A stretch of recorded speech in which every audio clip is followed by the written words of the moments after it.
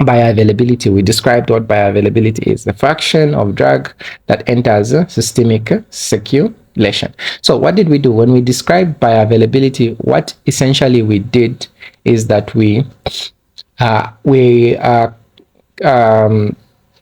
doing is we're finding out how much drug is in your bloodstream, right? So from the drug you took in, how much is in your bloodstream, or calling that fraction or that percentage your bioavailability. Another way to represent this is using a graph. So when you're using a graph, one thing you'll be doing is you'll be comparing it with the IV route, because the IV route is the only route of administration where the bioavailability is 100%, and that makes lots of sense. If you inject a particular drug, 20 milligrams into your vein, how much drug will be in your vein? 20 milligrams, you know? So IV has 100%. It's the only route that has 100% bioavailability. So usually in most graphs, they'll be comparing IV with the particular route. So usually when calculating bioavailability, they'll say area. Bioavailability will be area under the curve over the other area under the curve, right? So as we can see here, we have this curve, and then we also have that other curve. So what are we doing here? The key thing I think you can think about, so this is when you're calculating the bioavailability. So you need to know that which area are we talking about? So the one for IV should be at the bottom, right? And then the one for the particular route you're investigating should be at the top. And then when you calculate this, you'll be able to get a nice fraction, which you can easily convert into a percentage. So that's pretty much what we need to know about bioavailability. What does it depend on? Bioavailability depends on several things. So it depends on first pass effect. What is first pass effect? We already discussed this one. We said certain drugs could be metabolized first before they even exert their action. They could be metabolized in the where is that coming from? They could be metabolized in the liver before they actually exert their action. So when that happens, when metabolism happens first in the liver before the drug exerts its action, we call that what? First pass effect. And so first pass effect can affect bioavailability, because if there's high first pass effect, you expect less bioavailability. The solubility of that drug is also an important factor.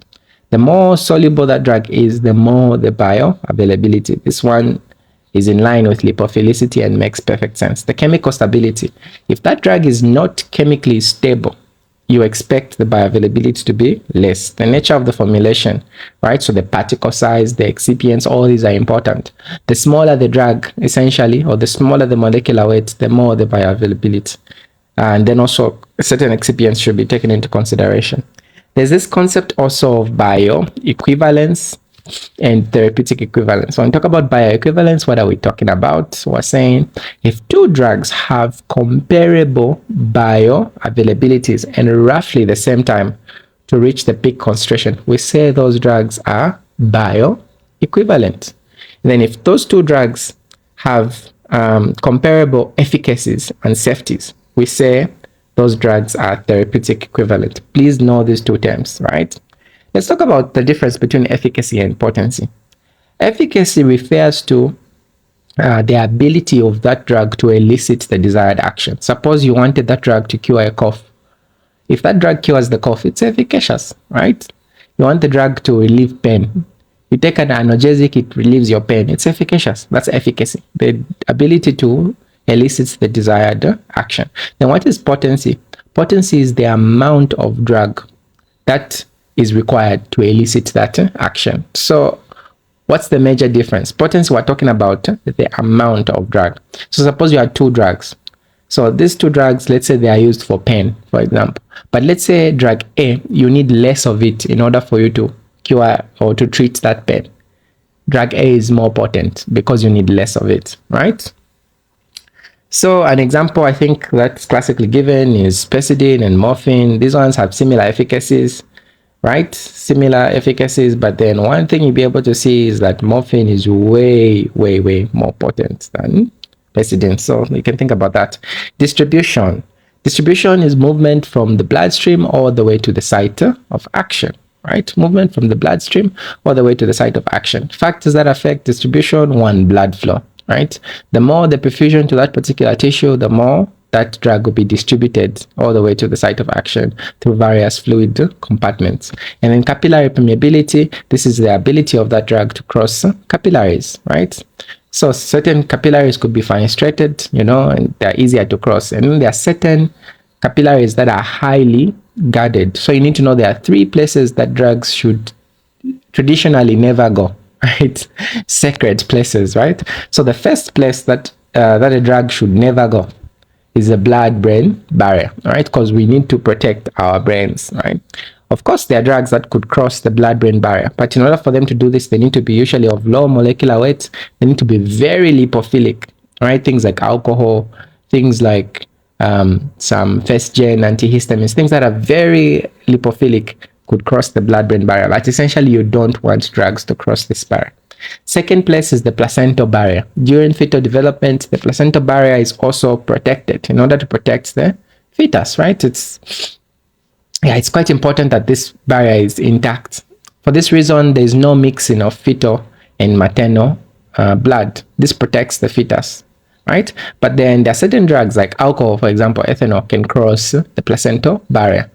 This is why certain levels of alcohol intake are not allowed, especially during pregnancy, right? And then the last place where drugs should never go, very sacred place, the testis, right?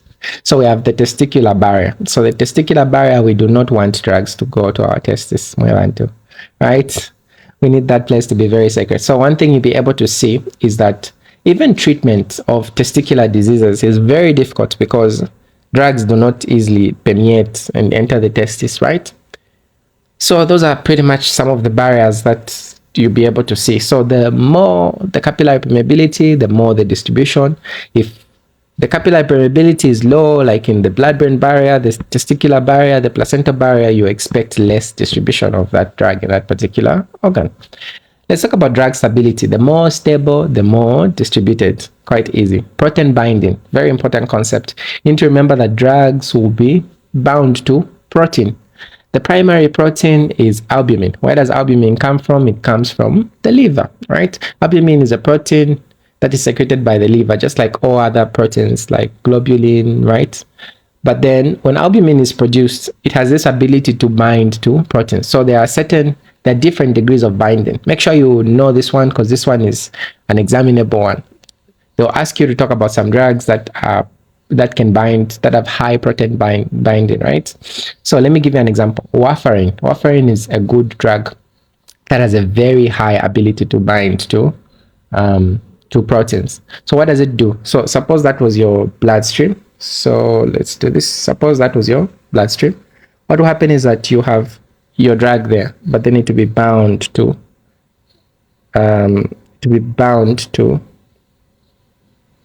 some plasma protein. Usually that plasma protein will be albumin. But then now the key thing I want you to know is that only unbound drug, right, can be distributed, right? So meaning the more bound that drug is, the less the distribution. And then this is advantageous because it has almost this sustained release kind of thing. Because what happens is that whenever the free drug moves and gets distributed, the drugs that are left here that are bound will become unbound in order for them to replace. It's almost like they're in a state of equilibrium. I'll explain that later on. And then we have volume of distribution. Volume of distribution, this is referring to how well that particular drug gets distributed in the biological system. So it's the ratio between the volume, it's the ratio between the volume of drug in your tissues as compared to the volume of drug in your plasma, right? So that ratio there is the volume of distribution. It's showing you how well that drug has distributed. So the bigger the volume of distribution, the more the drug will distribute. So that's pretty much what we need to know. Metabolism. Metabolism is another important pharmacokinetic parameter. Very, very important. So you need to know metabolism can occur in many, many organs. right? So things like the kidney, the intestines to a small extent, right? All these things. So now, primarily, it occurs nowhere in the liver, like we said in the first pass effect. The liver is associated with biotransformation of that drug using various enzymes. So there are so many enzymes involved. Now, you need to know, in order for you to biotransform a drug, there are two phases, right? Or you can think of them as steps that the liver will use. So we have phase 1, right? We have phase 1, and we also have phase 2. Now, even though they are named phase 1 and phase 2, it does not necessarily mean one needs to follow the other. Like you need to go from phase 1 to phase 2. No, it could be. There are certain drugs that just do phase 2. There are certain drugs that just do phase 1. There are certain that do both. You know, it could move from phase 2 to phase 1, from phase 1 to phase 2. It doesn't really matter, but just know that there's phase 1 and phase 2. So now, let's talk about phase 1. The major purpose of phase 1 is to attach functional groups to that drug. Why? In order to increase the polarity of that drug. What do I mean by the polarity? We're saying to increase how well that drug interacts with the environment, the watery environment. Why? In order for you to excrete it easily, for easy excretion. So now the enzymes in phase 1, associated with phase 1, are called the cytochrome P450 enzymes. So it's a class of enzymes. There are so many that we won't go into the intricacies involved in the cytochrome P450 enzymes, so we'll just call them cytochrome P450 enzymes. And so there are 3 main processes in phase 1. You expect processes like oxidation, reduction, and hydrolysis, right? So that's what you need to know about phase 1. Then when we talk about phase 2, the purpose, these ones are also called conjugation reactions.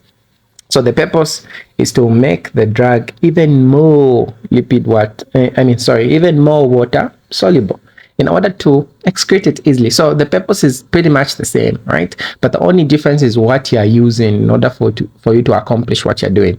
In phase 1, we used cytochrome P450 enzymes. In phase 2, what are we using? We're using transferase enzymes. There are so many, like sulfotransferase. This one transfers a sulfate group. We have UDP, glucuronidase. This one transfers a glucuronic acid group. You know, there are so many. There are some that will transfer a methyl group to be some sort of methyl transferase. There's so many. But all these are called conjugation reactions. So there's glucuronidation, sulfation, acetylation, methylation. There's so many. There's also one that involves the use of glutathione.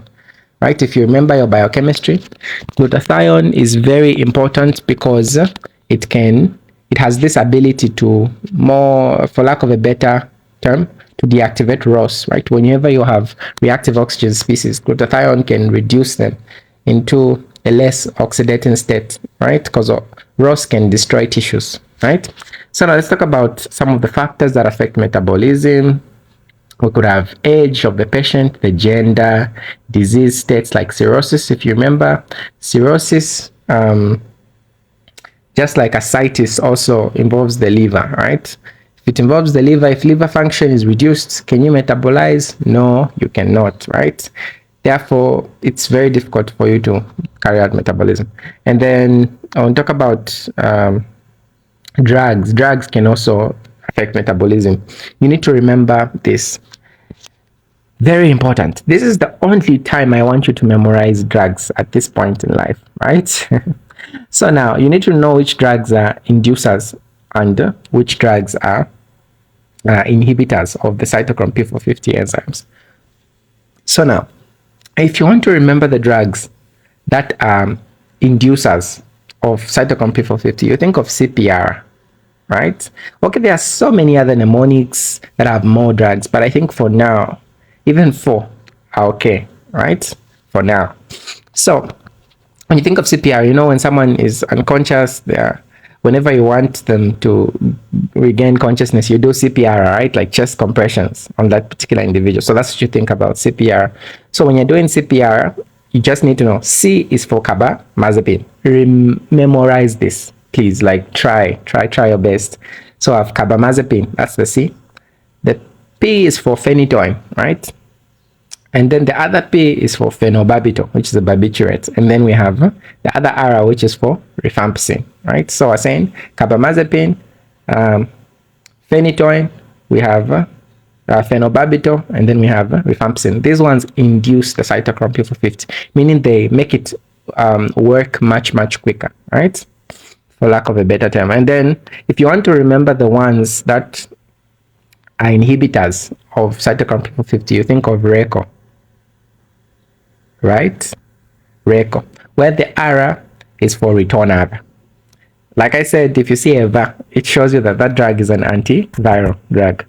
So this one is usually used in the treatment of HIV and AIDS. We'll talk about that in the future. But then the E is for erythromycin, an antibiotic. The K is for ketoconazole, right? And then the O is for omeprazole, the proton pump inhibitor. Make sure you remember these. We're saying CPR, chest compressions, and then we're saying RECO, right? This way you'll be able to remember, because there are important drug interactions that occur. Let me give you an example. So, for example, when you're treating an individual who has TB, we use a drug called rifampicin. There are 3 other drugs, which, but we'll focus on rifampicin. Rifampicin should never, ever be given with HIV medication, right?